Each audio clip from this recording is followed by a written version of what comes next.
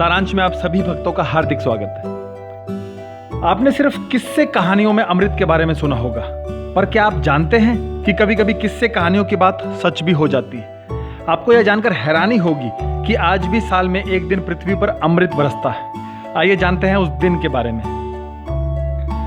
अमावस्या और पूर्णिमा के महत्व से तो आप भली भांति परिचित होंगे। महीने में एक बार पूर्णिमा आती है और साल में 12 बार।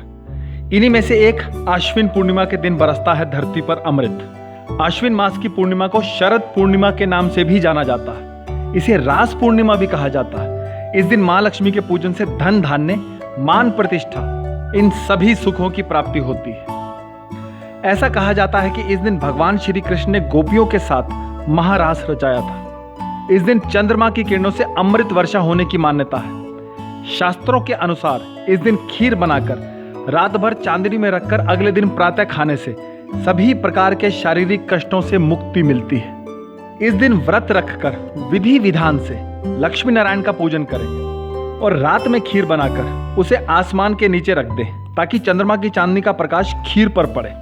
दूसरे दिन सुबह स्नान आदि करके खीर का भोग अपने घर के मंदिर में लगाएं और कम से कम 3 ब्राह्मणों को खीर खिलाएं।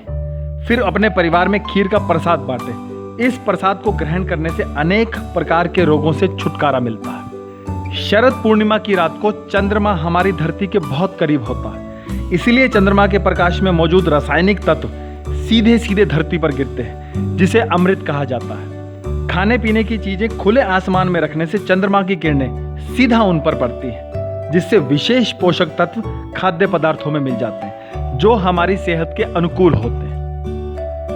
तो अपनाएं इस दिन इस विधि को और रखें अपने शरीर को पूर्ण स्वस्थ।